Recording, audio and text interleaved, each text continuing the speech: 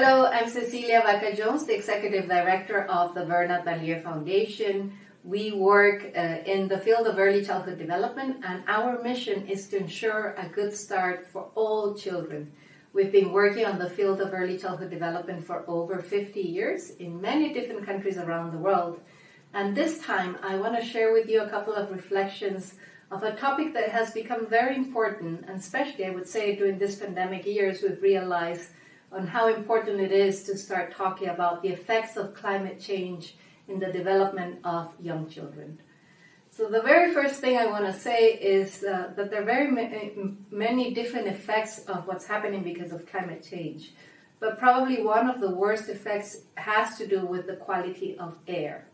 93% of the children around the world are breathing toxic air, which means they're not able to access the main public good that we should access the minute we're born. So the minute you're born, the first thing you do is you breathe.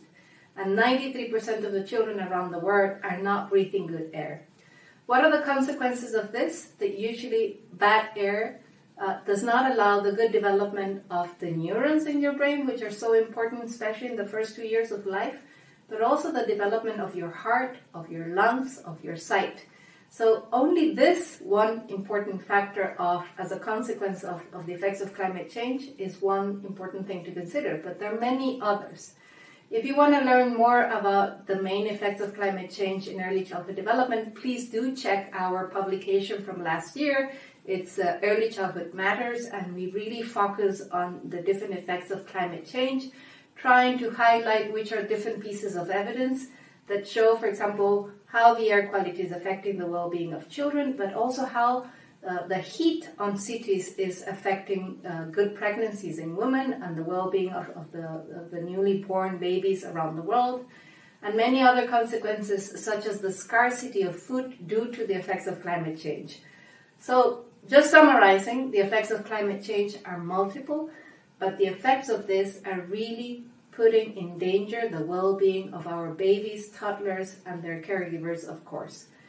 But today, I really want to focus more on which could be some of the solutions that we can use in order to tackle the effects of climate change. And the first thing I want to say is around 70% of the population in the world is going to be living in cities by 2030.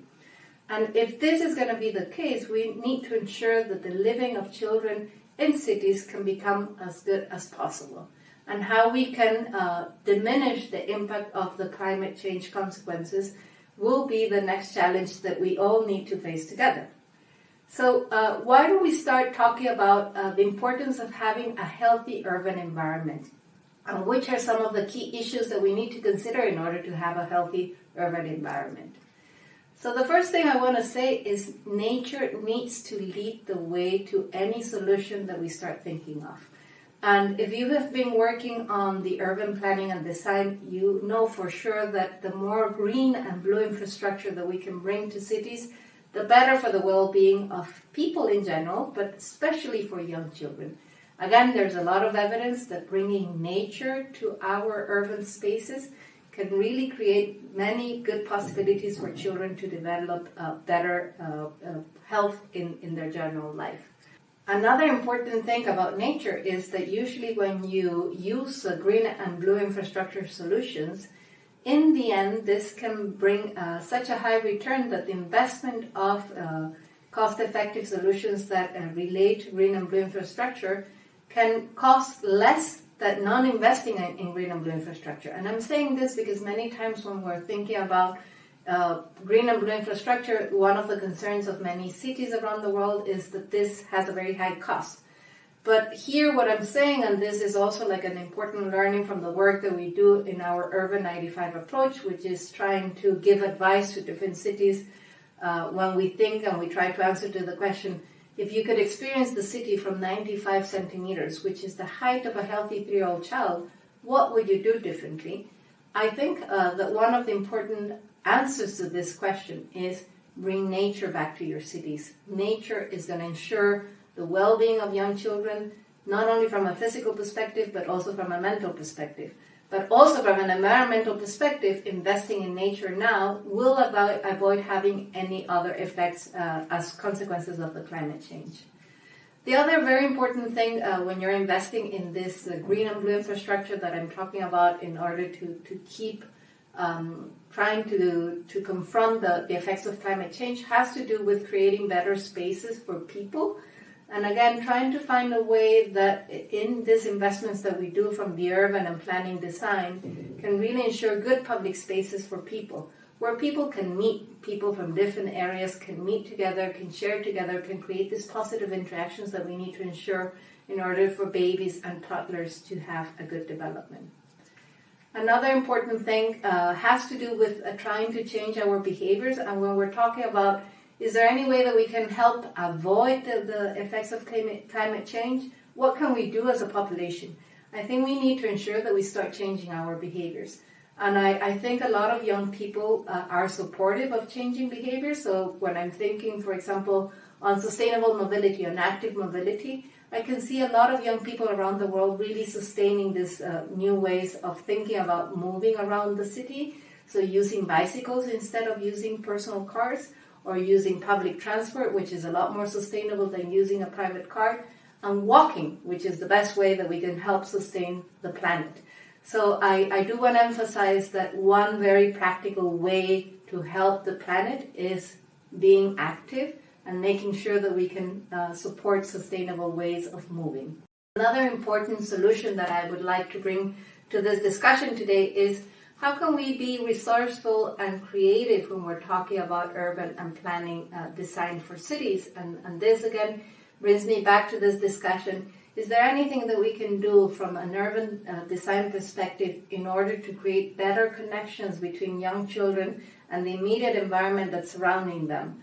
And I think there are many different ways to do that. And part of the solutions and the design solutions that we're looking in the different cities that we work at the moment bring many natural elements back to the city. So, for example, bringing water to the public infrastructure that we have is a way that we can really kind of support this new connection between natural elements and human beings. And this is very important, and sometimes it's just about being creative and how we can bring back these elements into the daily life of what people need to experience.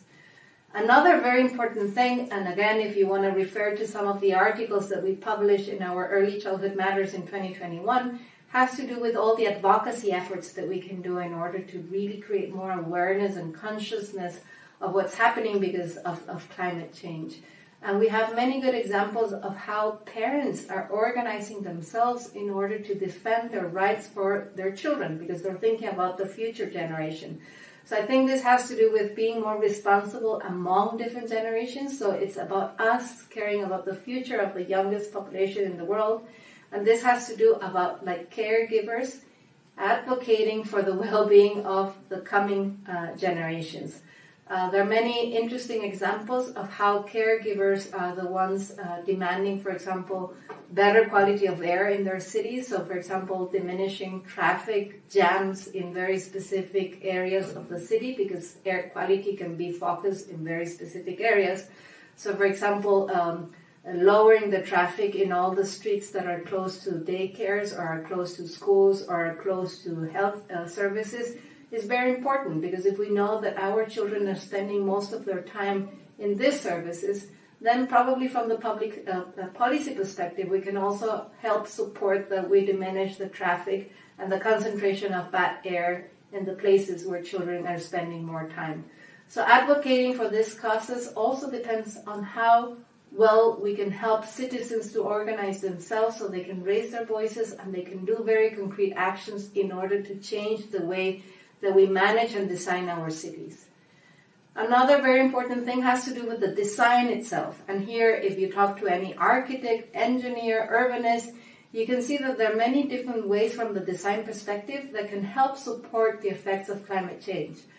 So I was referring before to one of the worst effects that we're seeing in climate change, especially in the effects on pregnant women, has to do with the increase in heat.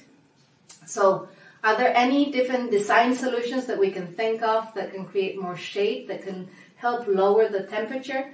The answer is yes. There are many solutions from the design perspective. that can bring more shade to our cities. Again, bringing green infrastructure, of course, bringing more nature, bringing more trees, will automatically create more shade in our cities and will lower the temperature of our cities. But of course, many times this is difficult to incorporate in our cities, but there are different ways that we can create this infrastructure that can provide the shade that people need in order to really protect from the heat and the high temperatures that we're starting to get in many cities around the world. So again, thinking about cost-effective solutions that can confront some of the effects of climate change is very important, and we can definitely find solutions that can help support these issues. Another important thing is when you're thinking about design and planning, think about babies. And I'm not just saying this because we work with babies and toddlers, but I'm basically, again, reflecting on the importance of really having an impact in the life of the very young children, because we're setting the foundations of the people for the future. So if from the design perspective, we can think about better ways to help people interact, to help babies, toddlers, and their caregivers find spaces where they can connect, where they can share different thinkings, where they can share like good public life, is definitely going to help support any other effects that come together with climate change. These are some of the ideas I can share with you today. I hope this is helpful to some of the questions that you will be raising through this forum, but I really wanted to make sure that I could basically bring into the picture and the discussion what are some of the effects that we're starting to see in very young citizens of this world that deserve our attention, that deserve our action, that deserve that we actually do something so they can have a better future in their lives. Thank you. Thank you. Thank you so much, Ms. Cecilia Vaca Jones, the Executive Director of Bernand Leer Foundation, for the insightful remarks presenting about the effects of climate change and its solution. So we can see that in the beginning of our talk, we could highlight that the air is one of the most important things to consider, and it is the impact of the climate change. And there are ways that we can do to reduce the bad air pollution, such as walking or use the bicycle instead of our own vehicle. And later in her speech, we should take care of our nature.